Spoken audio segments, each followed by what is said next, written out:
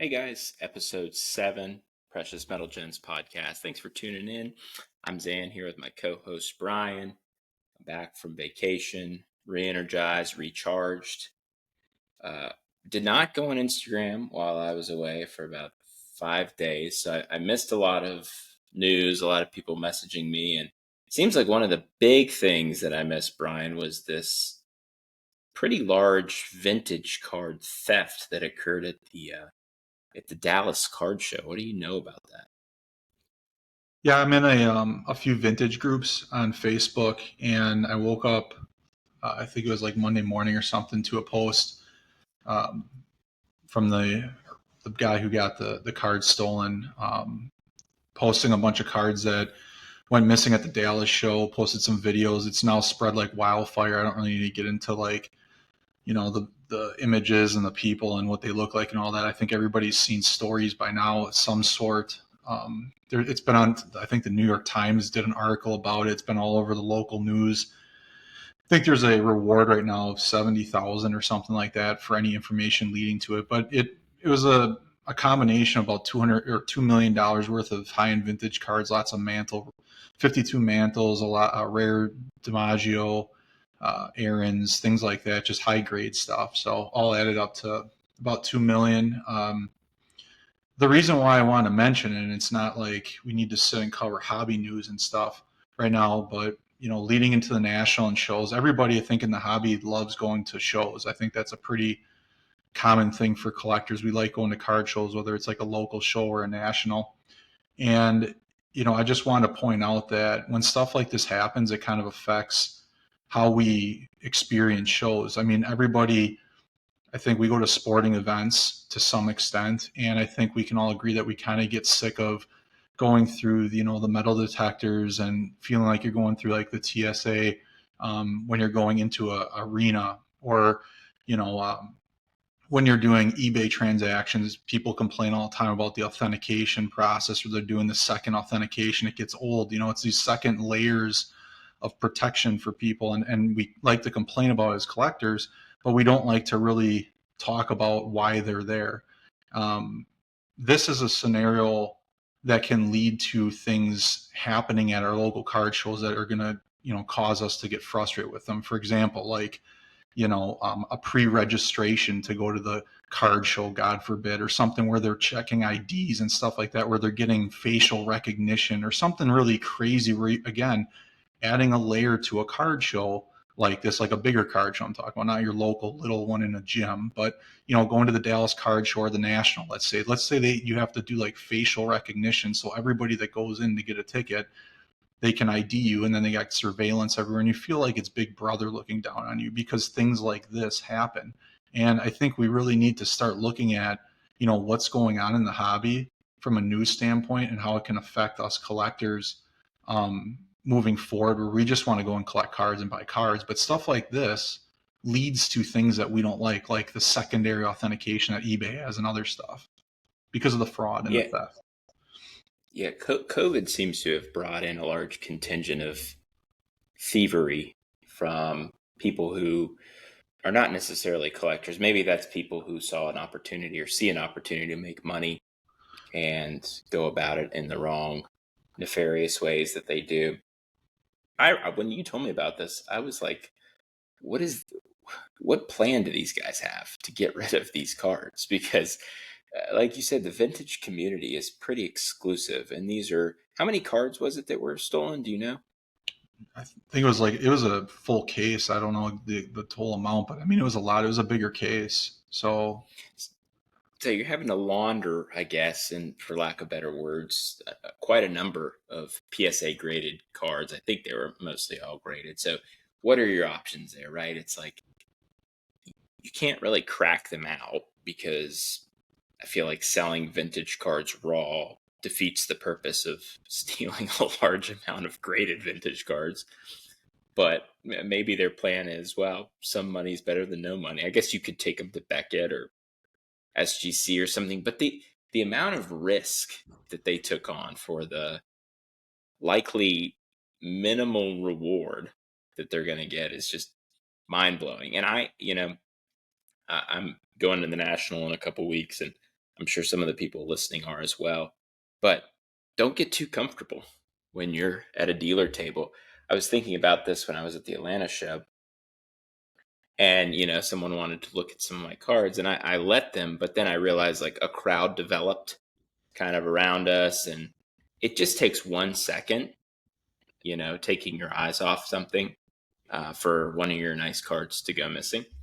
So just don't, obviously you want to be friendly and you want to be open with people that and try to be, engage with dealers, but just be careful and don't, and be overly cautious, I think, at some of these shows, because this could happen to any one of us.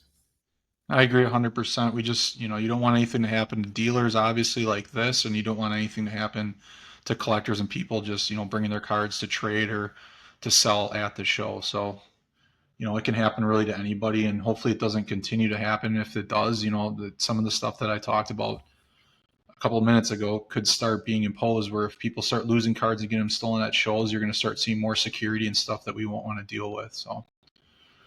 Yeah, and like Brian said, we're not, our focus is not hobby news, but we will mention and touch on hobby news where it has a direct impact or effect on collecting. And I think this fits that bill. So let's talk about mail.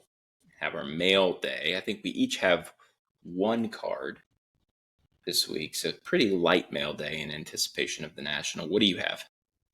I have a 2005 Finest Gold X Fractor out of 10, CC Sabathia. So it's my third bigger card of his. Again, trying to just put together semi-limited PC of his with just some bigger cards. But I love the Gold X Fractors out of 10. I think a lot of people talk about them. Now they're getting a lot more hobby love. You don't see them very often. So this one came to me from Black Hat Cards. And he's been on recently on Iowa Dave, his podcast. Great collector, but he just messaged me, said, I got this thing coming back from PSA. It was a really smooth transaction. I said, great, I'll definitely take it. Bought it from him, got it this past week. All is good. It's an awesome card. I think if I had to compare the 05 to the 06 baseball, I think I like the 05 a little bit better. I have some of the Brewers in the 06. So, but they look pretty similar. I love the design of the 05. Yeah, it seems like it, I won't share this, but you told me kind of what you got it for, and it seems like it's, if you can get any gold X Fractor of any even halfway decent player for some of the prices that the baseball guys are going for, it seems like you should jump on it. Now, the one qualm I guess I have, and the reason I think baseball is lagging football in this regard, is the design scheme. I mean, the '05, I don't like Finest, but if I had to pick a Finest set, I guess after 99, it would be '05. And I think the '05 design is much sharper in football than it is in baseball. And that's probably the reason for the disparity there. But still, in baseball, there's great value to be had on those early aughts finest products, especially the gold X Fractors, and maybe if you find a super fractor. So that seems like a good one. How many super fractors do you now have of? I'm sorry. How many cards numbered to 10 or less do you have of Sabathia now? It's just, well, it's the two. It's the Superfractor, the '09 Superfractor, then this one, and then the Finest Gold Finest gold, rookie, the 99, but that's the out of 100. So but hard to find. Do you? How yeah, many? So what's your plan for Sabathia? Are you going in deep, or are you kind of trying to keep it to like a top 5 to 10? I mean, I'll see where it goes. His stuff is so, again, it's even with this card, like Black Hat Cards, like he didn't like undervalue it and sell it. His cards are just Sabathia's cards are just really, I think, overall undervalued. I mean, Right. he had a fair price for the market, and like just the market and for most baseball cards and those '05 and '06 X Factors, I think, are just low even compared to football. Um, and the other thing is like just Sabathia in general, like all of his cards are just undervalued. So I mean, I guess I'll just keep buying them as much as they come up and they're a good value and they're the cards I'm looking for, like the really low numbered or super fractors or out of 10 or whatever. If they keep coming up, like, I mean, I'll keep buying them. It's just I'm not trying to go and get like I'm not trying to fill a binder of like base cards like I got with Favre and then like inserts and all. I'm not trying to go that crazy. It's just, I'd like to get maybe 10 really, really good cards of his and then maybe a handful of others as they come up. I think that's a good plan. He's got a nice, like, he doesn't have too many high end cards. He's got like the right amount, and like you said, you're not breaking the bank. It hits home for you in a number of ways, so that's awesome. I just have one. It's actually a card I bought back. It's a '97 Essential Credentials of Jeff Bagwell, numbered to 100. No, 99. Sorry, hundreds football. I had sold this during consolidation. Had put it on the list to get back. I bought it. It's the same copy I had. I bought it back for the same price I sold it for. So that's very nice of the person who bought it to sell it back to me for the same price. That's my only one. I have one on the way. It was supposed to be. Have you had a request for PSA Vault recently? Through what? So, like, if you bought something on eBay and sent it Oh, yeah, to the yeah, yeah. PSA Vault and then so I did that with a card about like a month ago. And then obviously it takes like 2 weeks to get through authentication and then to the vault. And then 2 weeks ago, I sent a vault request for them to mail it to me. And it's been like 2 weeks since I requested it. So I'm wondering if that's been an issue for anyone else. They told me there was a backlog, but I don't know. I misspoke. I never got anything like from or to the vault. I just know I've gotten the request where it was like, do I want to ship it to the vault? Right. Yeah. Yeah, I've I never do that actually only. I do that only on the high end stuff, say, because it's, you save the sales tax. So that, and I made a big impulse buy while I was on vacation, but I'm not going to talk about that till till I get it in hand. So we have a really good segment today that I neglected to mention earlier, and Brian's going to take us through um, kind of the history of the rookie card. But before we get to that, we'll cover our remaining recurring segments. First is Card of the Week Showcase. The card is the 2007 Exquisite Quad Logo Signatures it's a Shield auto of Marino, Steve Young, Brett Favre, and Peyton Manning. It's sitting on eBay right now for $257,500. So this is the first card I think we've covered that's a fixed price listing and not an auction. Brian, what made you interested in this card, and why did you want to highlight it for Card of the Week? Well, I've been trying to get this thing on the show since we started. I don't know how I ran across it. Sometimes I'll do like a random Brett Favre search where I'll just type Brett Favre in the search bar and I'll filter by like highest listings first. And this thing just popped up. It was listed for like over 500,000 from Alt.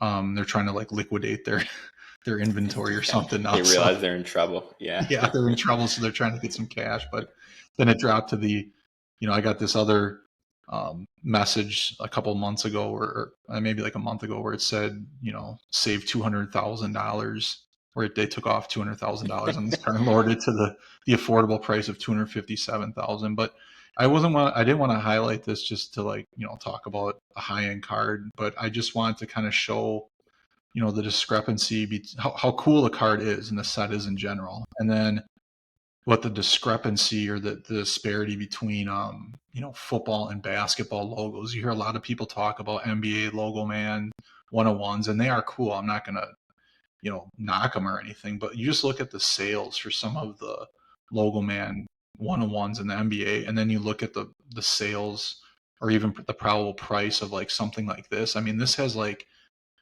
cross-generational, four of like the greatest quarterbacks since the 80s to ever play the game.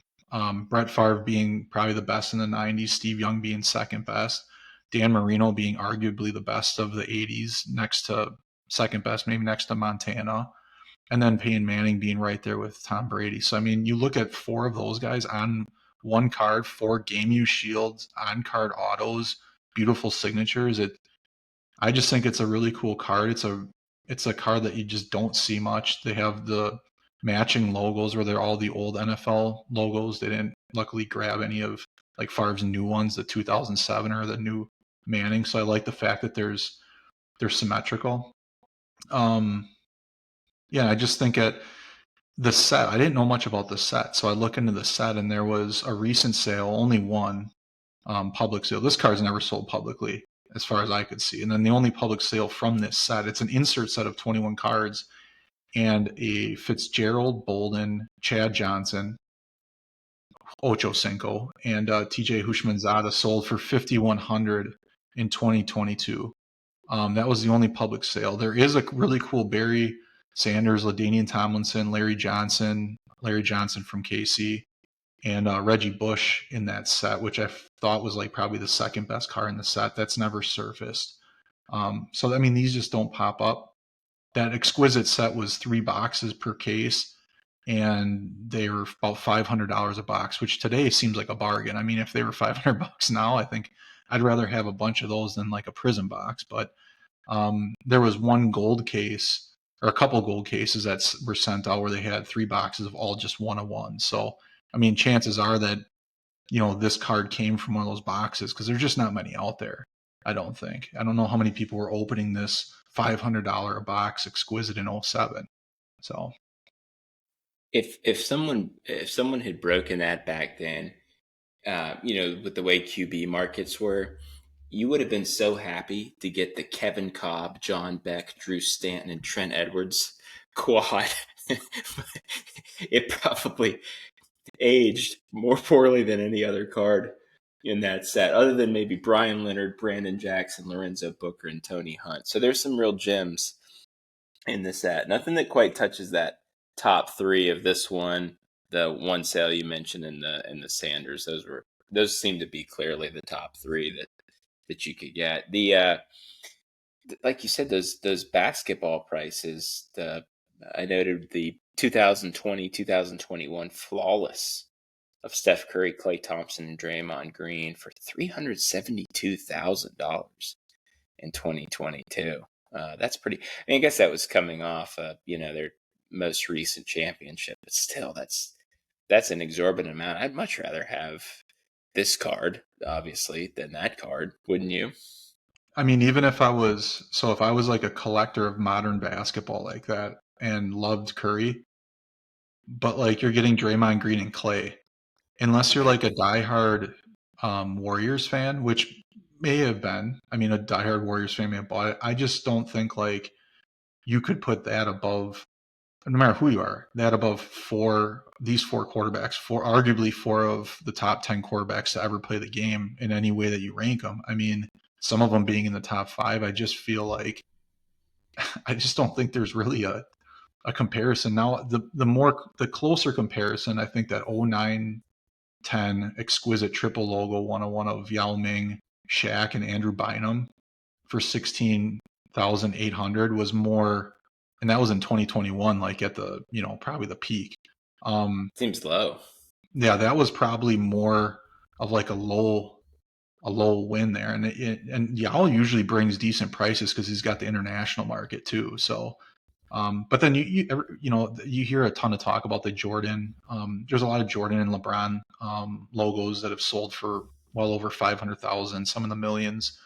And again, great cards. Michael Jordan, arguably the best athlete to ever play the game. Not really trying to compare this card to Jordan's. It's just that, when you're talking about these types of cards, these logos, I just thought it was interesting, the price discrepancy between football and basketball, a sport that, everybody watches. And I know we talk about that a lot, but then a significant card like this, that's really nice looking card. It's not like these are sticker autos. These are on card, upper deck, authenticated, with like the little old sticker, that hologram that they used to put on cards. I mean, it's really a nostalgic, cool card. If I had unlimited funds, I would buy it.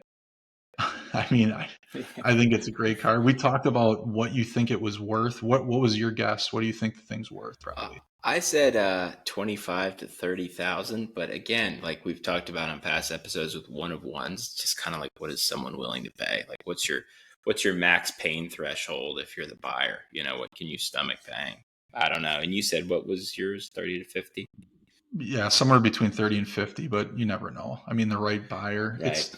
I definitely don't think it's worth 250,000 that's listed for, Right. but again, somebody that has deep pockets that's just bored one night, maybe had a couple cocktails, is like, you know what, that's an awesome car. I'm going to buy it and show it to my friends. Yeah. Maybe they'll hit bid Yeah. on it. I don't know. Yeah, I think sometimes maybe these sellers treat the eBay like a museum where they're just like Black Rose with all those Brady cards. Maybe that's the situation here. I don't know. I'll put this one on my watch list and we'll see what happens with it. Let's look at a couple of listener questions. These are holdovers from last week, but in the interest of time, we're just going to go through two. I'm going to read one for you, Brian. This is from at 2TWO number 2 sports cards on Instagram. He says, with Tops getting NBA/NFL rights in 2025, what are the 5 inserts that you would bring back? So, in no particular order, I would probably bring back. I'd like to see the apparitions in the NBA. The season's best in NBA and NFL. I think the season's best were probably my top insert set for Tops products for football. I think they're really cool. NFL didn't really have a lot of really cool inserts and Tops. It was mostly, Ultra and EX had the best inserts, even in basketball too. But Centurions is awesome in NBA and NFL. I love that set. Coast to Coast, I think the NBA would have a really cool set with that. Now with all the international players, I think you could do a really cool one with like Jokic or I, Doncic. I think it kind of defeats what the point of the Coast to Coast technically was when it came out. If you put like um, a Jokic in there, but I'm thinking more of like the international thing. I think they could do a kind of a cool effect with that insert. And then the all etch in NBA, I think was really cool. I love the all etch in baseball too. But the all etch in NBA, and then my bonus one, because you always got to throw more than 5 in there, is not really an insert, but a parallel. I want to see the finest embossed refractors come back for football and basketball and have like a gold out of 10 embossed refractor and like a silver out of 50 or something like that, where they keep the same design, like that mosaic um, effect for the silvers and die cutting for both of them. And then like the atomic gold for the gold ones. Did you have any to add to that? It was tough because when I started thinking about this question, I realized how little I liked Topps inserts from that time period. The two that stuck out to me were Centurions, like I said, 98 finest, the refractor. There's the base, which is out of 500, and then there's the refractor to 75. I like those a lot in football. I think that's of the 3 sports, it's offered in all 3. I think football looks the best, but that's pretty much it. Apparitions in the NBA, I really like that one. It's obviously got the spooky Halloween effect. That's kind of cool. Now, I think if you're gonna if you expanded this question, like you said, to parallels, then you could go into the tree of Bowman too, and you could look at atomics, atomic refractors, 98, 99, interstate refractors, things like that would kind of, I guess, enhance the portfolio more or less. But if you're confining it specifically to inserts, I think you covered the major ones, um, because beyond that, I was not impressed with the offerings in the '90s. But we'll see. They may use those for inspiration for new technology or new inserts. Another one I would mention is 1997 Bowman's Best, the cuts, best cuts. I really like those. Those are cool, and they have them as atomic refractors as well. So, and mirror image refractors would be cool. Mirror image atomics would be neat as well. So there's a number of things that are kind of from the Bowman family that I'd be interested in. All right. So for you from chromatic_cards, why are some of the earliest pack issued 101s so undervalued? So I think that's a relative term, undervalued. When we talk about worth, worth is subjective. Worth is, it's different than value. I think that if you're looking at the earliest one of ones, that means you're looking at 97. And I'm talking about football here, really, mainly, and baseball. Really, 97 Flair Showcase is the first one of one for baseball and football as a card. Anyway, as a cardboard card, you had 97 Pinnacle made printing plates and the 4 colors. You had the 97 action packs. They had those almost like those bronzed die cast plates. They were called extra points or something like that, but those were one They're of like ones. But they're 24 really, karat points or something like that. 24 yeah, carats something something. like that. Yeah, and that was a 97 action packed. But and then you look at 98, and you've got Ultra Masterpieces, 98 Flair Showcase Masterpieces, 98 Gem Masters, and then you've got sort of the satellite one of ones with Collector's Edge and such. But I would actually say they're not undervalued. Now maybe there are sets like the Collector's Edge stuff or Pacific where the one of ones are undervalued, but I don't know that I would consider them undervalued just because they're one of ones. I mean, I think it's the same as now where there's inferior products like, I don't know, Panini Photogenic or something like that. Like that one of one is certainly not going to be on par with a black finite or a gold vinyl from Optic. So I think there's a hierarchy of sets that we're talking about, and those prices just are hard to gauge with one of ones. It just takes 2 people. It's hard to set that market and figure out where the value is. What do you think? I mean, I really think that it has to do with the set too. I mean, depending on what the set does it actually look different in terms of aesthetics than the base card or even any of the other cards? That's really where I think the price differential comes in with one-on-ones. It's the aesthetics and then it's the legacy and the popularity of the set. So, the 98 legacy is not really looking any different, or 98 masterpiece, the ultra masterpiece is not really looking any different than the 98 platinums. They just have a different color on the back that says one-on-one. That I think is not saying that one's not valuable, but just referencing the aesthetics. Like, and for me personally, I'm looking for a real difference in one-on-ones. When they're a one-on-one, you're paying up for them like that. I need to look a certain way.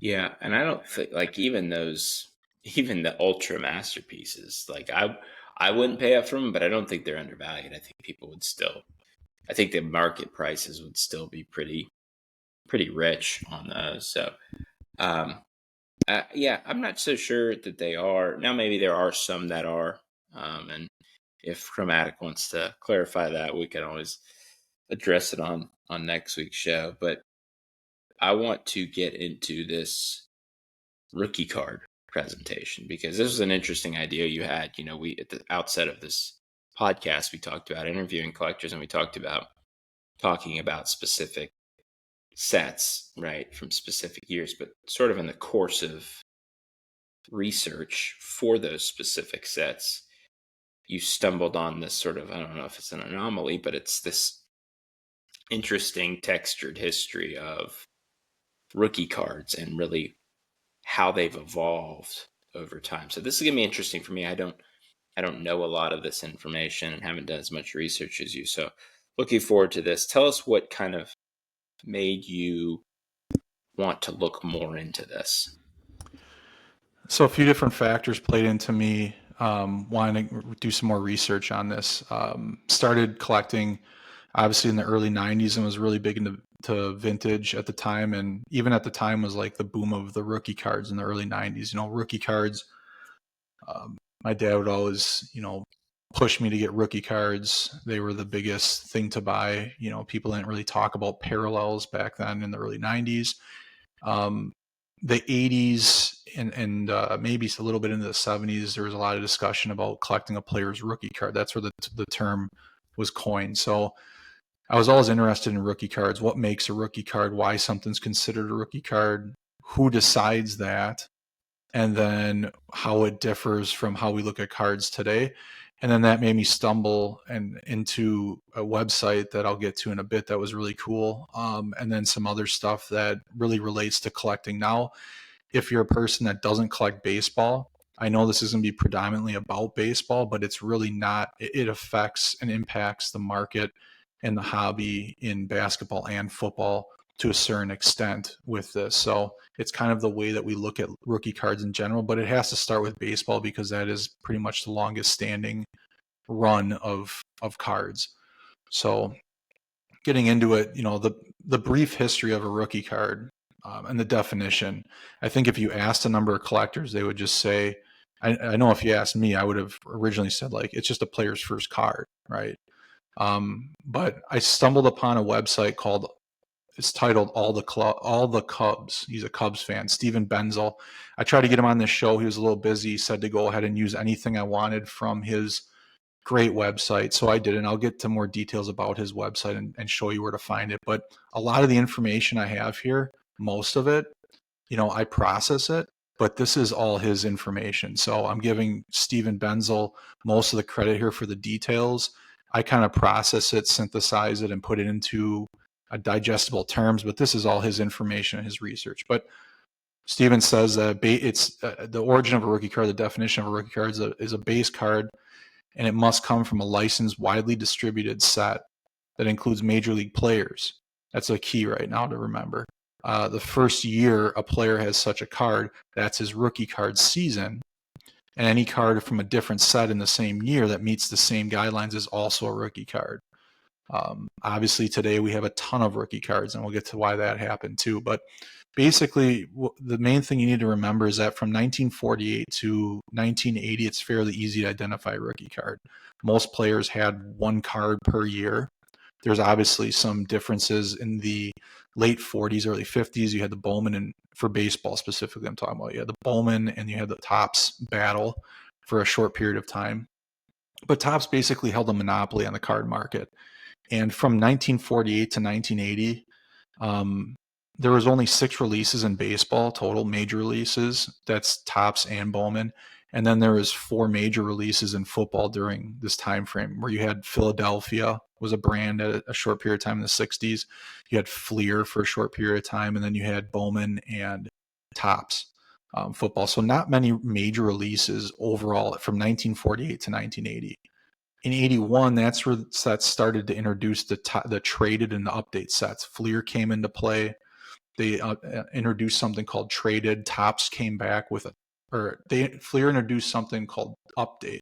Topps introduced traded as their version of the update set. And what those sets were is they weren't pack issued. They were just a box of cards that were sold to include players that were either traded, called up to the majors, or prospects that were never introduced in the main release early in the year. Now, obviously everybody knows what traded and update are because we have a number of those sets for Topps. In 1948, Beckett's the one that came up with the term rookie card. I mean, if you remember looking at a Beckett magazine, I think most of us do. I think you'd remember seeing the little RC logo next to it, and that's what everybody targeted. So, just to clarify, you said 48, but I think you meant 1984. Is that right? Oh, 1984 is when Beckett Publications proliferated the term. Yeah, Dr. Beckett wasn't making Beckett magazine in 48. No, as a baby, he came up with the term. He was a baby genius. No, yeah. So 1981 Topps. So I said they lost the monopoly on baseball. And that's really what started this whole process of updates and traded cards. And then the more companies that came into play in making cards, the more things happen in the market that swayed what is a rookie card, what is, the creation eventually of parallels and all that stuff. But what I have pictured here, the main card that we focus on when we talk about the creation of this kind of confusion with the rookie card is the 1984 Fleer update, Roger Clemens. If everybody can picture that, Roger Clemens was obviously beyond human at that period of time when he came into the league, and everybody was searching. He was the big rookie card in the mid 80s, and he had cards in 85, 86. They were early cards, and people wanted to know, what was his primary card. Well, in 1984, Fleer was the first one to release the update set. Again, it's not pack pulled. It was like a little update box set that included that card. It had a Kirby Puckett in it as well. Just a really significant card, but Beckett called that an XRC. They incorporated rookie card, but they said it was an extended rookie card. It wasn't his true rookie card. So they were the ones that kind of determined that, and that'll eventually create confusion down the road. 1989 was kind of the scenario that, like we saw with baseball in 1981, 89, if you remember, that was the big turning point for all the different sets in football. You had Score and all these other Pro Set, all these companies making cards. So little brief history of the rookie card. Now getting into similar to what we see now, the prospect era is about 1989 to 2005. And what the prospect era is kind of like the beginning of what we see today, where everybody's prospecting. They're looking for cards of players who are not even in the majors yet. They're looking for cards of players that were just drafted. They're looking for their first card. So in 89, Griffey, he wasn't necessarily in the majors yet. He debuted in 89, but the card was released in early April. That was like their flagship set in Upper Deck. And they used that card to basically sell their set. And we all know the history of the 89 Griffey. It's iconic. But he was a prospect at the time, and everybody wanted to get in early on the prospect because remember talking about the rookie cards in the 80s, Beckett magazine's out. They're talking about rookies being the most significant cards of any player, the first cards. Everybody wants it. So they see this guy like Griffey, we got to get all of his cards. So they used the 89 Upper Deck Griffey to sell cards. Same with the 93 SP Jeter. He didn't make his debut until 1995, and his card in 1993 SP is the card that everybody wants. That's considered his rookie card. It's his first card. Okay, he's not a major league player for a couple more years. 92 Bowman Chipper Jones. If you remember that 92 Bowman set, it's iconic. It's got like Mariano Rivera. It's got Trevor Hoffman, Manny Ramirez, Chipper Jones. It's got all these guys. They're in their I guess their street clothes. It looks like they're taking a photo shoot for like their high school dance or something like that. But he debuted in 93. So his card, they're all prospect cards in that set. So you're starting to see a trend where the hobby is valuing and they're recognizing now the first card as the rookie card. Think back to what we were just talking about with the Roger Clemens. Beckett labeled that as an XRC, not really his rookie card, but everybody thinks of it as a rookie card. They stopped calling things XRCs in the Beckett magazine because people then the hobby dictated and said, no, these are his rookie cards. So to stop the confusion, Beckett just stopped labeling stuff as XRCs. So that's why, the first card of like Jeter and the Griffey. Can you imagine if they called the Griffey in 89 Upper Deck an XRC and not his true rookie card? Like, people would lose their minds, right? Then you get into 2000 and Bowman draft picks and prospects come into play. This is again an attempt of Topps company, the Topps brand, trying to capitalize on prospect cards. So they're trying to create extra sets for people to buy. And they're including minor league players. So Adam Wainwright was a rookie in that set. He didn't even debut until 2005. I only talk about Adam Wainwright because he was like the biggest card in that flagship 2000 set. And then you move to 2002 Bowman draft picks and prospects. That's a big set, especially for me. I want to get the Greinke rookie, but he's got the Bowman Chrome Golds come into play there, and that's a really coveted card. The Greinke rookie out of 50, the Bowman Chrome Gold, but he doesn't debut until 2004. And what Bowman does in 2002 is they start in a base paper set, draft picks and prospects set, they start including Chrome first year cards. They call them their Bowman first year cards in like as an insert in that set. And that basically dictates what we see now with those Bowman firsts was that 2002 set. I also included on this slide, if you're listening to this, if you jump into YouTube, you can see these. But 2002 Upper Deck jumped into the prospect game where they started including a set called Prospect Premier Autos. They're really cool looking cards. They're the first year autos, some of the earlier sets of autographed prospect cards. They called those XRC autos for some reason on Trading Card Database. I really don't know why, because you can start to see how this can be confusing. Like certain sets are called XRCs. They're supposed to have stopped calling cards XRCs, but they do still. It's really confusing. The whole point of this, if you just think of this and remember this, that card companies are out to sell cards and they're trying to capitalize on anything that will sell cards. So if that means including minor leaguers into their base sets like they're doing now, they're going to do that. And that's really where we're at in 2005. Do you have anything to jump in there at all, Zan? Yeah, I You mean, know, so I remember. I think I know what you're talking about with Chipper's '92 um, Bowman card, where he's got like the blouse sticking out of his khaki shorts. He was in '91 Bowman and '91 Upper Deck, because I remember having his '91 Upper Deck where he's like fielding ball. I think he played in Macon that year, and but I was always confused because I collected Jeter as a kid, and I had that '93 SP foil, which was like his rookie cup, but I never really understood why. Like, for instance, the '96 Mirror Gold that we talked about a few weeks ago on the Select Certified is labeled as, rookie. And so that dichotomy between a card from '93 being the sought after one versus something from '96 being labeled a rookie was really confusing to me. And I never really understood what card I should go for.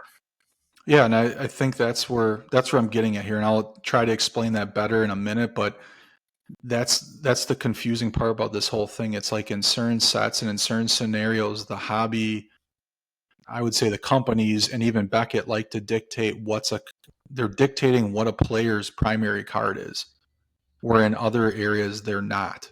So, with the Jeter is a perfect example where he's got rookie labeled on a lot of cards. And same with, if you remember Alex Rodriguez too, in '94, he had a lot of cards labeled as rookie that weren't. And that's really the set's attempt to sell cards. It's not really technically his rookie card. Um, we'll get more into that in a minute.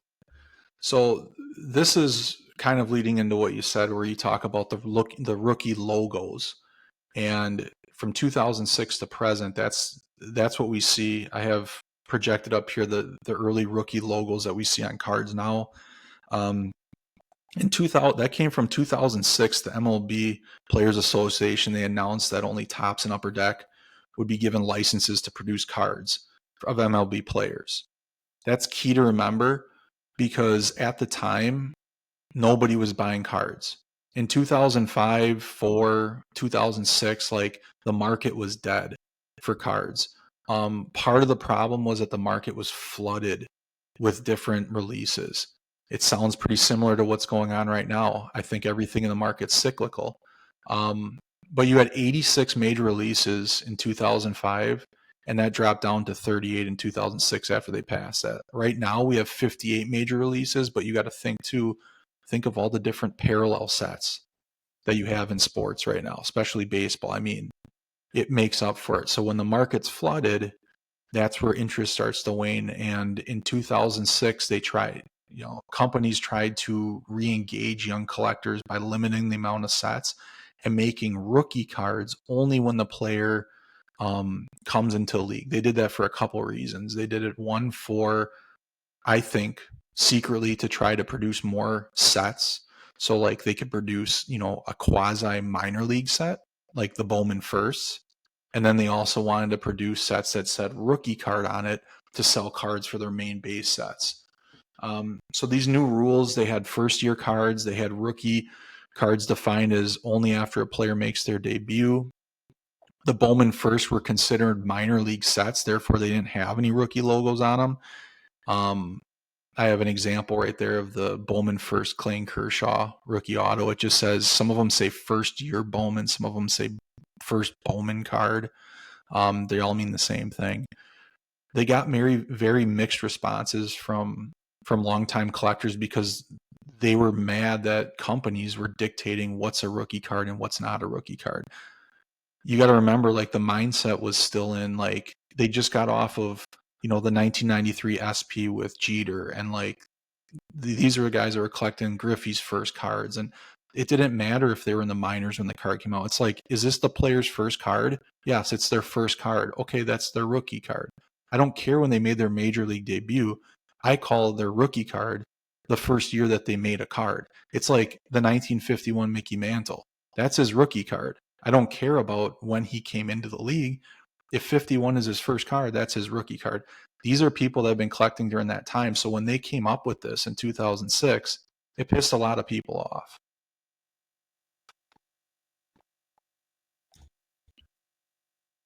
This is where the problem starts to happen. For somebody like me that collects Prince Fielder, there's other players during this 2005, 2006 era, obviously, but Prince Fielder is the best example because he was a major prospect in baseball at the time. His rookie offerings, his cards started in 2005. I have pictured there at 05 Ultimate Collection, 05 Leaf Limited rookie cards. Two of them that I have, those are, to me, probably his best rookie cards in 05. But in 2006, that's when the MLBPA had that lawsuit and they had the settlement. So then in 06, they had to release cards that say rookie card when the player made the debut. So if you weren't confused before about like guys like Derek Jeter, you get really confused if you're looking at Prince Fielder because he had all of his cards in 2006 from Topps labeled a rookie card, but they're not really his rookie card. This sets up what goes on today in baseball collecting specifically. Not to say that 2006 cards aren't cool. Like, I love this 2006 Bowman Chrome that's on here and the 2006 Topps Chrome, but they're not his rookie card. They're his second year card. And especially like because Fielder was in the league in 05. It's not like he was just a prospect. He had actually played in 2005. I get it wasn't his full season, but like an Ultimate and Leaf Limited are major releases. It's not like he's in, prospect, a AAA jersey or whatever. He's in the major league uniform, and these are clearly shots from, either spring training or being in a major league game. So it's confusing. Then you get the rookie card the next year when he's already made his debut. So I can imagine that'd be difficult too.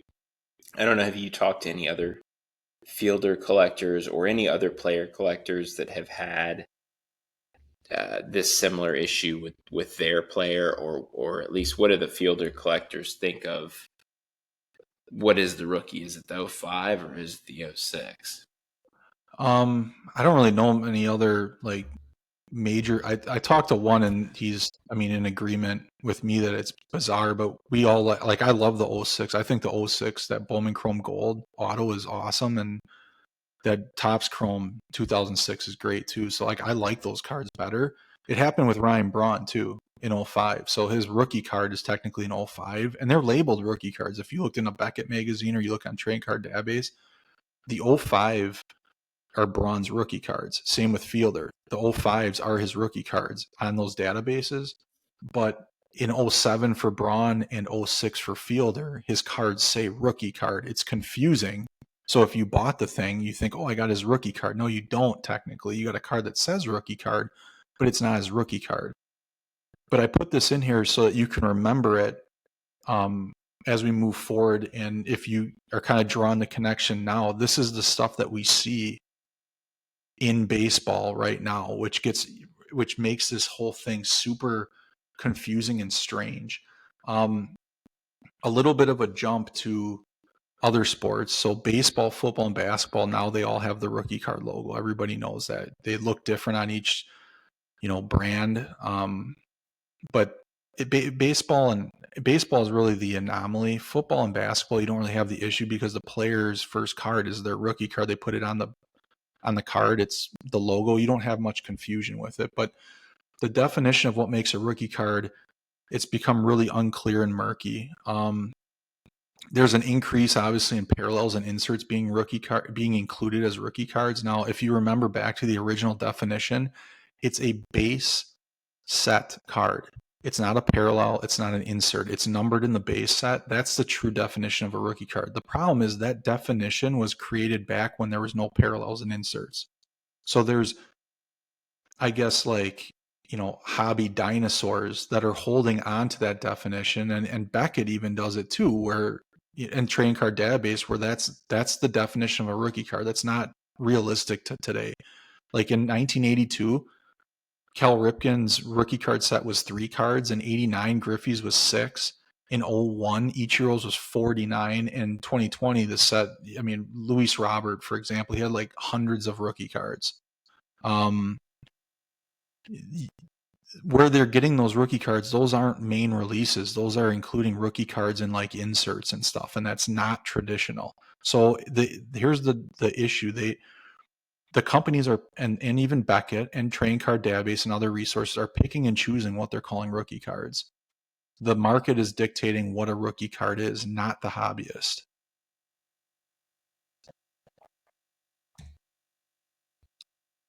There's even a bigger problem in 2021. This is where everything hits ahead. In 2020 and years past, Bowman's Best, for example, they would always release a 70 card base set of MLB players. And then they would list rookie card on players that made their debut during that. And then they list a 30 card set that was numbered differently. It was labeled TP1 through TP30. It was still in the base set, but they changed the numbering. The loophole so that they could do this was so they didn't have to consider it a rookie card, because remember, Topps, you can't include prospect cards in the base set. That was the MLBPA agreement. Well, Topps messed this up. In 2021, they numbered all of the 100 cards 1 through 100. They didn't change the numbering to TP1 through TP30 for prospect cards. So what they did was all the rookies in 2021, the main one being Julio Rodriguez, who everybody goes crazy for and collects, his card, that 2021 Bowman's Best, is actually his rookie card. Everybody collects the 2022 cards and, says that these are his rookie cards, parallels, whatever. They're not really his rookie card. Technically, if you go off of the technical definition, it's the 2021 Bowman's Best card that I have pictured here. It doesn't have rookie card label on it. So it's basically Topps, again, breaking their own rules. I don't know why they did this. Nobody really knows. Either it was a mess up or they intentionally did it. I don't know. But again, it's just layer upon layer of confusion with rookie cards. And the thing is that rookie cards, even to this day, are so, prominent. Everybody wants the rookie cards, but people don't really understand what is actually a rookie card. Who's dictating it? Why is it there? What's valuable rookie card and what's not a valuable rookie card? It seems like now, I mean, if you look at, and I know we'll look at sales in a second, but rookie cards, the RC logo for baseball seems antiquated at this point, meaning all the value in the market is tied up in the Bowman draft product, right? In the first auto and everything. Talk a little bit about that. Yeah. So my main point of this whole thing is that years on years, we've been letting, the market dictate what a rookie card is, probably up until about 1980s. Now we've gotten so, used to letting companies and external forces dictate what a rookie card is. But the market speaks for itself. The sales data of these cards, the prospect cards, the first cards of players have significantly outsold all of the labeled rookie cards of the same player. For example, the number 5 highest selling card of all time is the 2009 Bowman Chrome Draft Superfractor 101, the Trout. It's an auto. It's sold for $3,840,000. That is the 5th selling sports card of all time. That is Mike Trout's first card.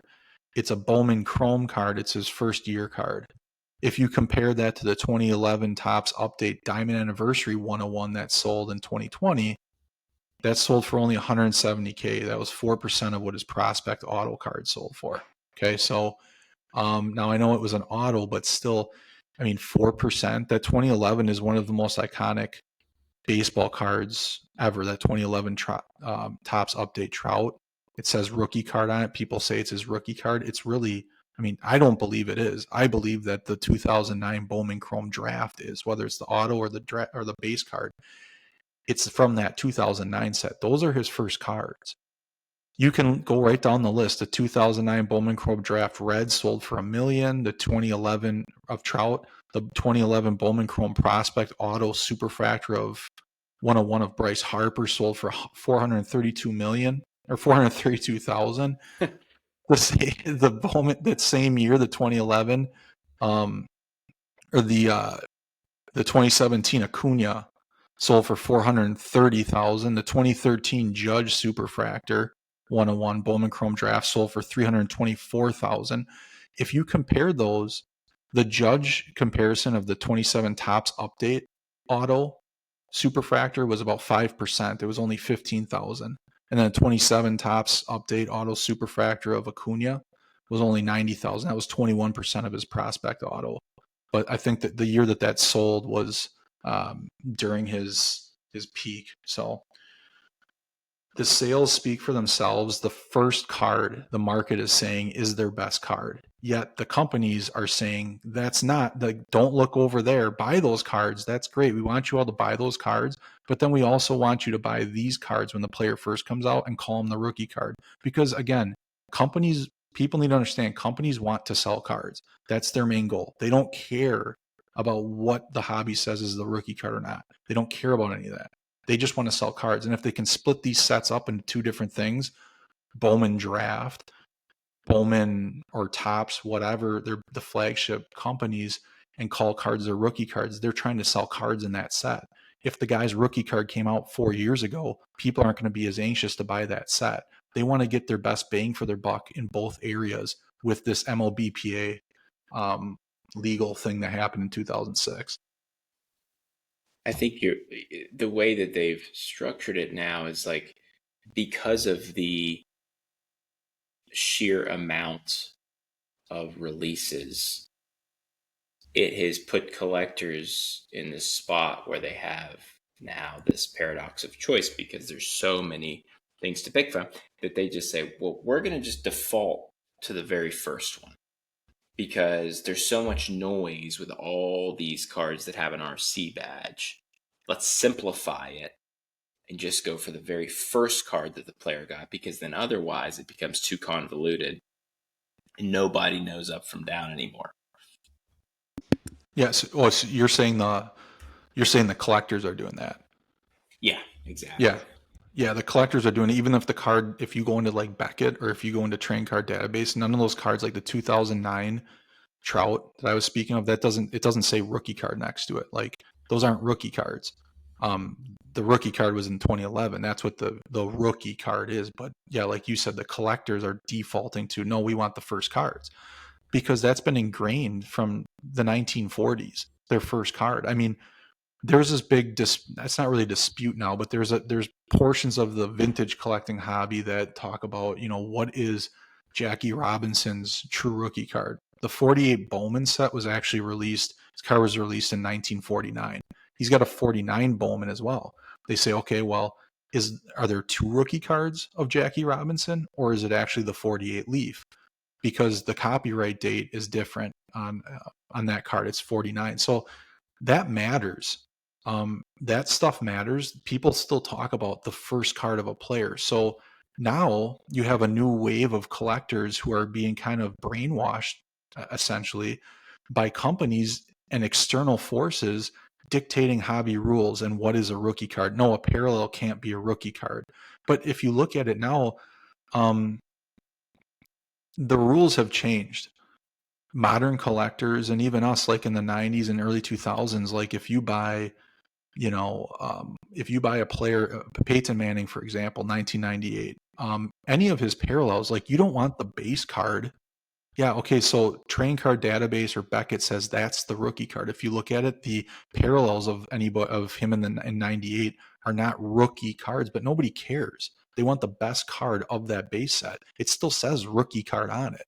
Um, or they define it as a rookie card because it's a parallel of the base. Now, it doesn't matter. You want the parallel. You want the best card of that base card. I think we're starting to see a shift away. This specifically affects baseball because baseball is still selling sets based on rookies. And they're calling cards rookie cards when they're actually not. They're like third or fourth year cards. And they're selling sets and they're selling product based on that. The true rookie cards are the ones they're releasing in Bowman Draft, the prospect cards that they call them. They're first cards. Those are the true rookie cards. And I think we're going to see a shift down the road where, we're getting into all company or all sports are going to be with Topps. Topps is going to, their flagship, their baseball stuff is going to have to start probably looking different because they're calling cards rookies that really aren't. And the hobby market is going to start speaking, I think, louder towards the fact that you still see sales now of the prospect cards, the first year cards. Those are their primary sales. It's not the rookie cards. I think when you look at the significance moving forward, it's those Bowman first year cards. And I'm not trying to shill for them or try to sell these cards and promote them. I love the Bowman first year stuff. That's what I collect of baseball players. And I think moving forward, I think people need to understand when they're spending big bucks on like a Bryce Harper or a Acuna or somebody like that. If you're buying the card that says rookie card, it's not really a rookie card. They got prospect cards before that are technically outselling those cards, and those are really the ones to look at and get. Don't let the hobby, the brands and the companies dictate the market with they're trying to do. I think I think that this matters a little bit less if we're looking strictly at the late 90s, mainly because a lot of the guys who in 97 to 99 were top sellers. You think of just basically every major guy. Their rookie card was years before, and it was, a base card that was printed in the thousands. And so it's easy in that way to say, yeah, that's the rookie card, but these are their best cards. When you get into the 2000s, though, it becomes a lot more difficult. And so I think that's why collectors have gravitated towards the firsts rather than the more exclusives. For instance, like you'd probably take this Ryan Braun Bowman Chrome Draft Gold Refractor over, some I don't know, random Topps product Superfractor from 2016 or something like that, that's Well, not finest or not. the '07, like I don't have that one. I want that '05 card that's pictured right there. That's like one of my favorite cards of his. But the '07 Bowman or the '07 Topps Chrome, or Bowman Chrome, excuse me, Gold. It says rookie card on it. That's what I was speaking about before. That's not really his rookie card. This one right here is his rookie card. This was his only release from that Bowman set. He's also got a '05 Topps updates, just like the Verlander there. But that's where it gets confusing in the early 2000s. Early 2000s players really got hurt with this because it was right in the heart of the shift from the logo, the prospect era to the logo era. And, the companies really kind of diluted the product base to sell more sets. They were in agreement with MLBPA. I don't think that the MLBPA came to Topps, really. I mean, they can say whatever they want. People can read what they want, but I don't think they came to these card dealers or these card companies in 2005 and said like, hey, we really need you to change the way you're labeling rookie cards. I don't think they really cared. It was basically they weren't selling product. So they needed to change the way that they manufactured product they didn't want to dilute the base sets anymore. So they limited the base products and they tried to make it so you had two different releases of the same player. The baseball market benefits from this because they get to release rookie cards of true rookie, the first cards of key players twice. They get to release their first card, their prospect card, and then they get to come back in their main release and release their rookie card that they just slap a rookie card logo on it. And that's really what they're trying to do. They're trying to make money and dictate things, but hopefully, people are collecting. They look at these Bowman first, and they understand that the Bowman firsts are the true first cards of these players, and it runs into any sport. Like moving forward, Topps is going to be making basketball and football products. They're going to start. They're already doing like Bowman U and stuff like that. Now those aren't pro cards, but watch out for gimmicks, as you know, from Topps moving forward and making products seem like they're important when they're not. I think everybody understands that right now, but it really, looking back when you're trying to collect some of these early 2000s players, it really is something to look for. What is their first card? Those are the ones that are their true rookies, even if it doesn't say rookie card. I think that's great advice. And for now, if you're a current collector, obviously we don't go into that too much, but in terms of, I look at the Bowman draft products now, and everything looks the same, and everything looks impossible to differentiate. Like, I mean, when I see a table at a card show that's full of Bowman draft, it's the same layout on every card. And of course, there's parallels and stuff, but it's one of those things where my brain just doesn't perceive the differences between the cards, so I automatically just skip over that table, and that's unfortunate that that's what it's become, because now it seems like the Bowman first market is just rife with flippers. That's where the flippers are in baseball, and Yeah.